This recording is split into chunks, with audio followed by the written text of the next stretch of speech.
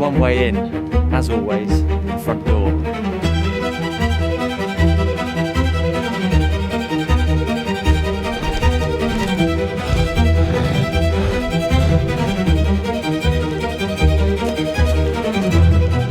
Why is it always the front door, Lucas?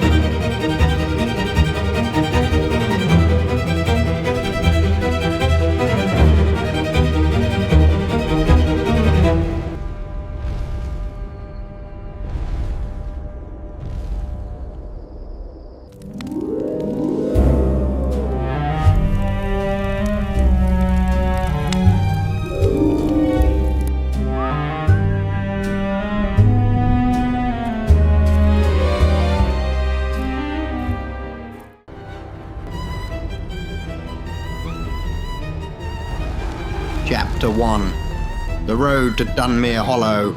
The night is thick with rain and shadow. Headlights carve two trembling blades through the fog, sliding over wet tarmac, swallowed again by darkness. A man drives alone. His name is Gareth Miles, freelance journalist, former believer in reason and evidence. Now his hands shake on the wheel. The speedometer trembles past 60. He isn't driving toward anything. He's driving away. Wind lashes the hedgerows. Branches arch overhead, forming a tunnel that squeezes the moonlight to a thin silver thread. Gareth's breath fogs the inside of the windscreen. He wipes it with his sleeve, eyes dart into the mirror. Nothing there but mist, and yet he feels pursuit. Flashback, 2 nights earlier. A candlelit room, the smell of dust and old ink. Hidden microphones, a camera tucked inside a satchel. Gareth's voice low. My editor says there's a man called Khan Vexler.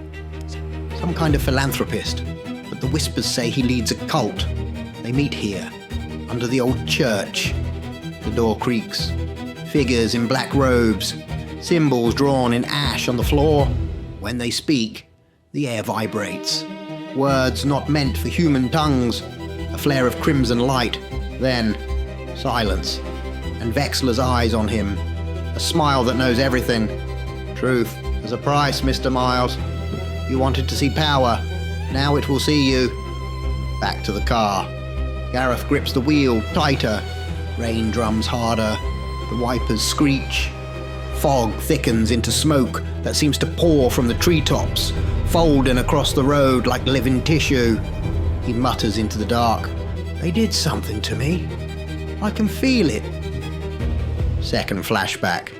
Earlier that day. A coffee-stained newsroom. Gareth sits opposite his colleagues. Helen, his face pale, eyes hollow. You ever wonder if evil's just energy? These people, Vexler's people, they can use it. They don't worship demons, they make them. Helen frowns. You need rest, Gareth. No, they cursed me. I can feel it closing in. It's real, Helen. He reaches for her hand, but the lights flicker. A draft whispers across the desk. Somewhere outside, a dog howls at daylight. Back to the present. The fog collapses onto the road, thick and swirling. The trees groan as if pushed aside by something vast. Gareth slams the brakes. Too late. The ground shakes. A line of enormous invisible footprints strides through the forest, snapping branches, hissing steam from the mud. Then, impact. A roar of metal. The windscreen bursts white. Gareth's car skids, flips, lands half sideways in the ditch. Silence. Only the hiss of the engine and his ragged breathing. He blinks through blood. For a heartbeat. It's over. Then the night trembles again. A shadow falls across the wreck. Something unseen presses down. Steel groans. Glass bursts outward. The roof caves like paper. Gareth's scream is swallowed by the sound of crushing metal, and then by the silence that follows. A single slip of rune-covered parchment flutters from the open door, lands on the wet road, and slides into the fog.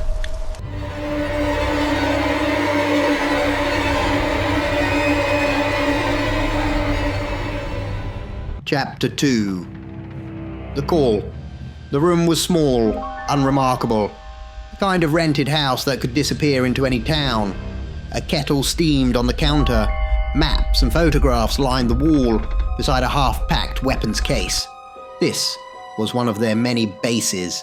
Safe houses scattered across the country like quiet scars on a map. Lucas sat at the table, thumbing through a worn notebook, the glow of his phone light in his face. Across from him, Elara leaned against the window frame, arms folded, eyes on the moonlight spilling across the street outside. Lucas, he's messaged us. We've got a new case. Elara groaned softly, half a smile behind the tiredness. Elara, another one? How many's that this month already? It's getting worse, Lucas. Feels like every night there's something new creeping out of the dark. Lucas closed the notebook.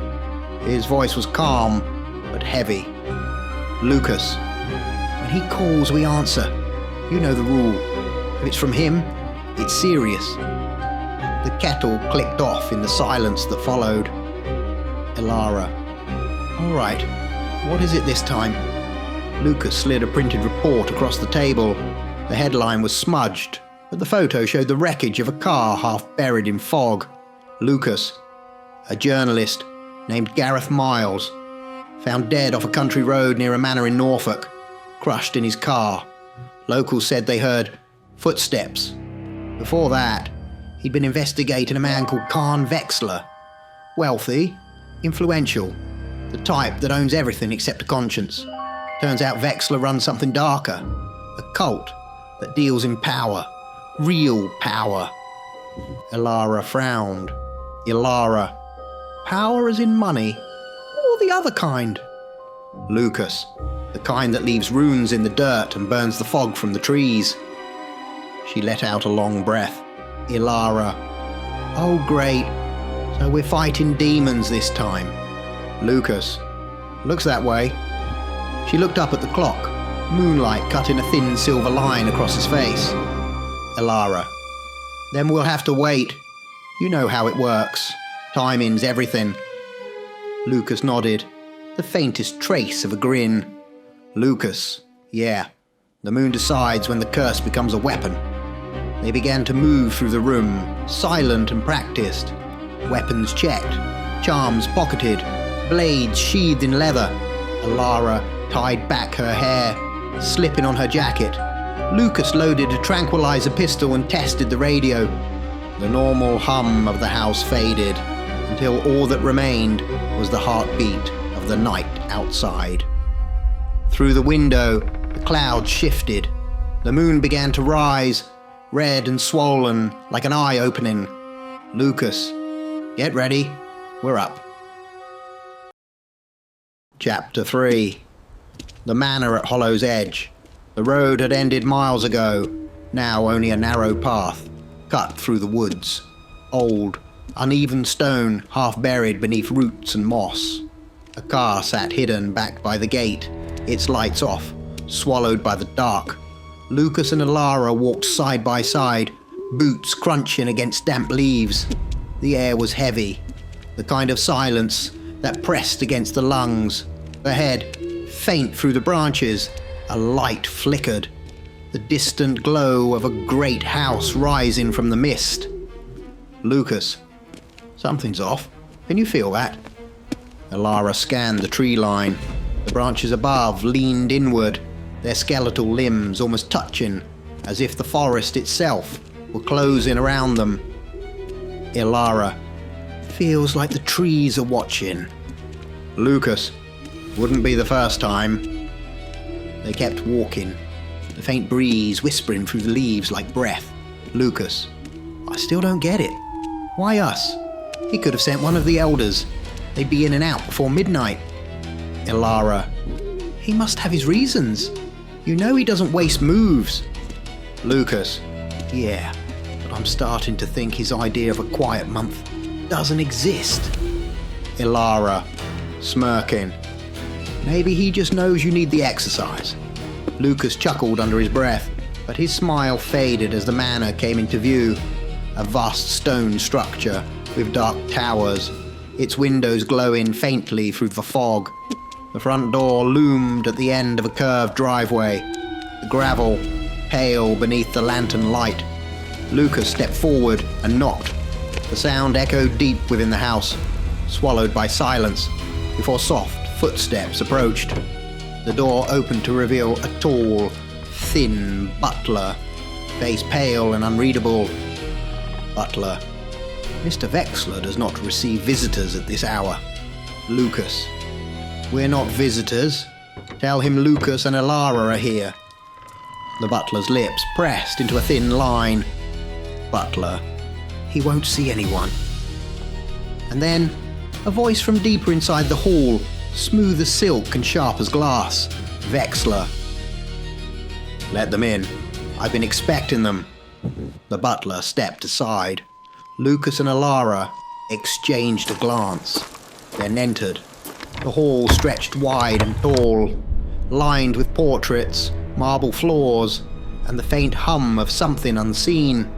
At its far end, beneath a chandelier burning with golden light, stood Khan Wexler. Tall, composed, eyes that caught the light like a serpent's. Wexler.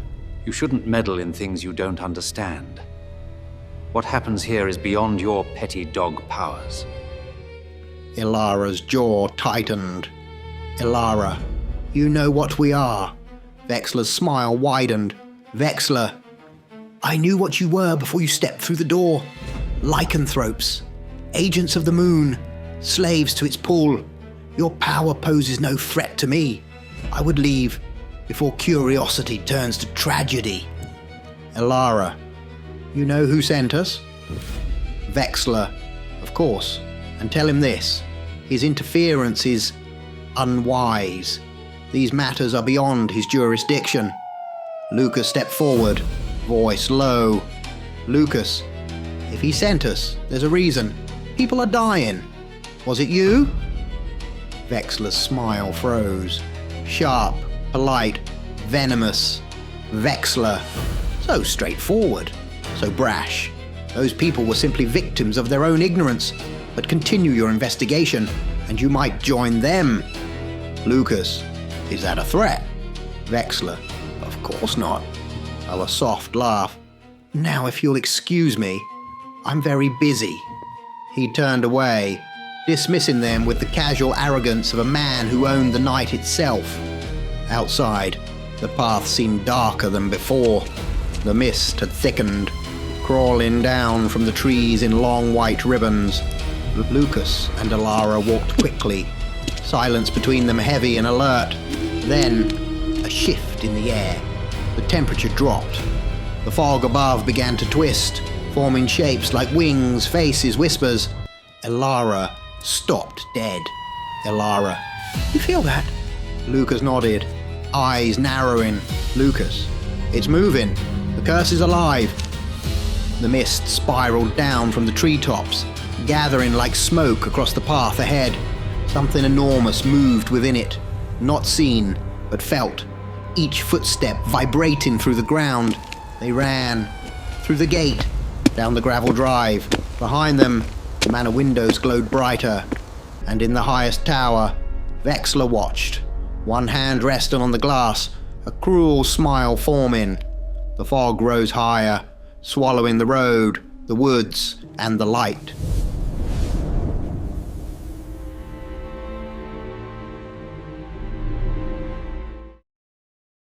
Chapter 4. The Man Who Spoke to Spirits. Rain lashed against the windows of the small safe house. The storm outside sounded alive, not random, but rhythmic, like breath. Inside, Lucas and Elara stood near the table, the faint blue glow of the moon leaking through the blinds. Their equipment was laid out. Blades, silver rounds, tranquilizers, charms. Everything they had collected over years of hunting the unnatural. Lucas, tonight's the moon. Elara, yeah. She checks her watch. But I don't think it'll help us this time. Lucas looked up, puzzled. Lucas, what do you mean? Elara, our power, it's primal, Physical. We're beasts when the moon rises, not mystics. Whatever that thing is, spirits, demons, we can't touch it. Not like this. Lucas sighed, running a hand through his hair. Lucas. So how do we fight something that doesn't bleed? Elara. We wait. Maybe he'll contact us. Maybe... Knock, knock. Both froze. The sound was soft, deliberate. Too calm for the hour. Lucas grabbed his sidearm.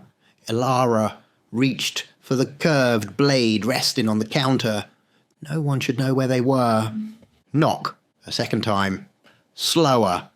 Lucas moved to the door. Voice low. Lucas. Who's there? A pause.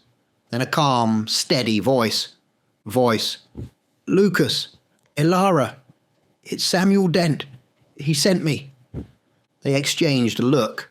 Suspicion and curiosity wrestling behind their eyes. Elara. Dent? Who the hell is... Lucas. Wait. He lowers his weapon slightly. He said he sent him. Elara's expression shifted. Understanding, dawning. Elara. He? Lucas. There's only one he. Carefully, Lucas unlatched the door. A man stepped in from the storm. Samuel Dent. Tall, coat dripping with rain, a silver chain around his wrist, and a small wooden charm in his hand. His eyes looked tired, like someone who had seen too much of both worlds. Samuel Dent. So,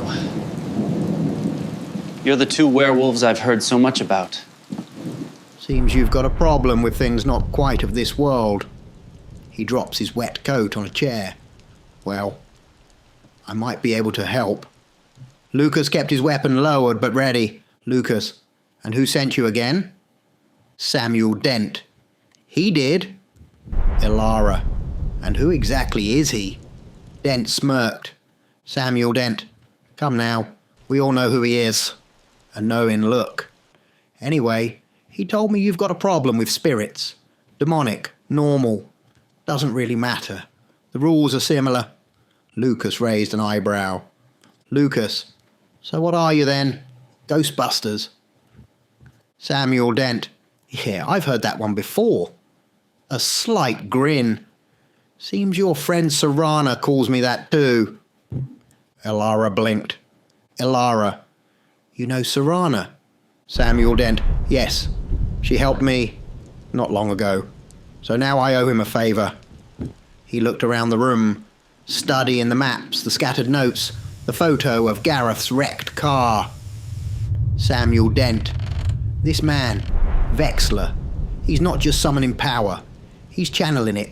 Something demonic, old, something he can't control, and now it's leaking into the world. Elara. You can sense that. Samuel Dent. Better than that. He tapped the wooden charm in his palm. I can talk to them. Spirits, demons, the dead. Not in the way those TV mediums do. No knocking tables, no cheap seances. I mean real conversation. Influence. Sometimes persuasion. Lucas. So you're saying you can tell it to stop? Samuel Dent. If it listens. A half smile. He told me once that my reach isn't just to spirits. It extends higher, to the things that command them. Elara folded her arms. Elara, you're saying you can talk to upper-level demons? Samuel Dent. I can try, but I'll need protection. If you two decide to turn into wolves tonight, please, try not to kill me. Lucas chuckled, the first laugh of the night. Lucas, no promises. Samuel smirked, shaking his head. Samuel Dent.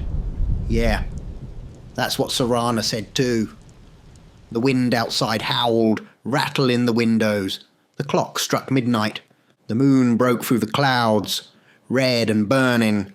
The three of them turned toward it, each feeling the pulse of power crawling beneath their skin, and for the first time, it wasn't the moon that felt dangerous. It was what waited beneath it.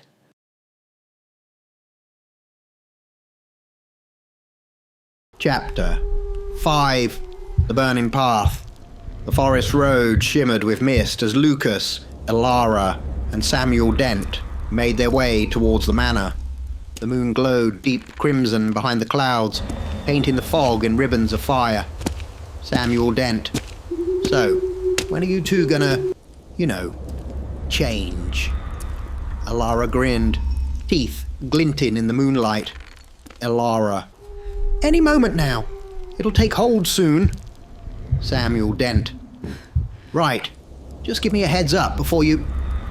She winced, clutching her side. Elara. Oh, speak of the devil. No pun intended. Her voice warped into a growl. Beside her, Lucas staggered, eyes igniting gold. Their skin rippled, bones shifting, muscles tightening beneath the moon's pull. Fur burst across their arms. Hands became claws. When it ended, 2 towering werewolves stood upright on the path.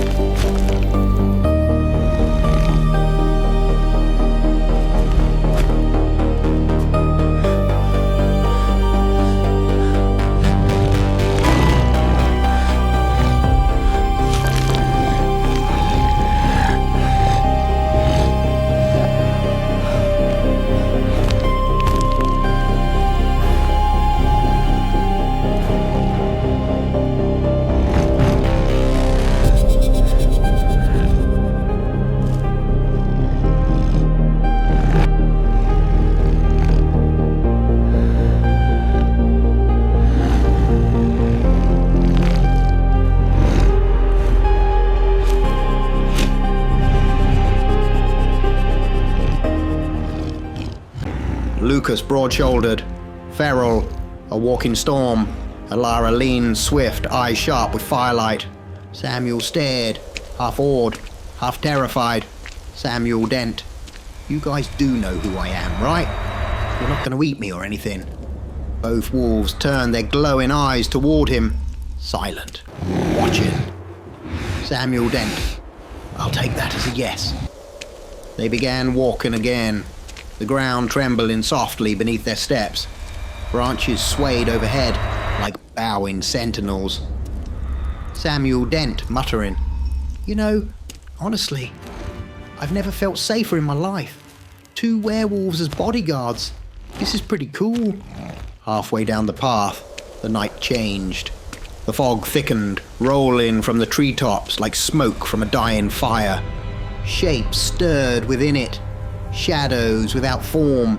Footsteps without bodies. The sound of something enormous moving between the trees. Lucas and Elara froze. They crouched low, claws flexing, growls rumbling like thunder in their chests. Samuel Dent. Easy. He held up a hand.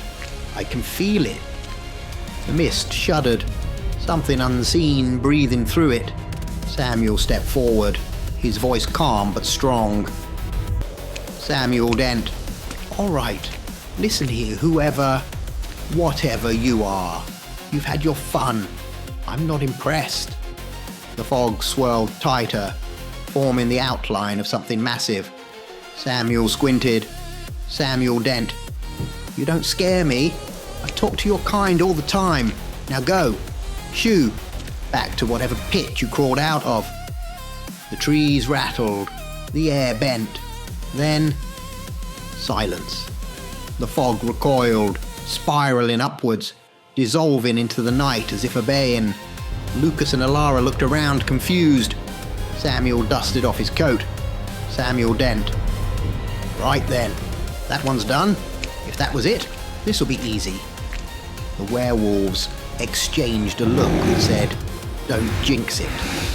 They reached the manor gates. The doors were already open. Standing in the frame, perfectly still, was Khan Vexler. Lantern light glimmered off his smile. Vexler. That was merely a minor demon. Something insignificant. Let's see how you handle the real thing. The moon flared, brighter, redder, the forest bending with its heat. Somewhere beyond the trees, a roar answered. Low, ancient, earth-shaking. Samuel turned slowly toward the sound. Samuel Dent, quietly. Oh, bloody wonderful. End of part 1. Next part. Lucas, Alara, and Samuel Dent must face Vexler and the demon that commands the darkness itself.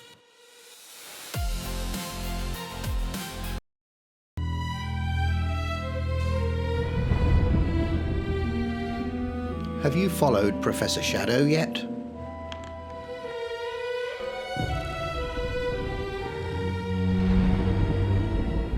I am an independent creator. No company behind me. Just a love for horror. You can support me by hitting like and subscribe, or maybe a super thanks, or consider joining as a member, or simply following and sharing my work.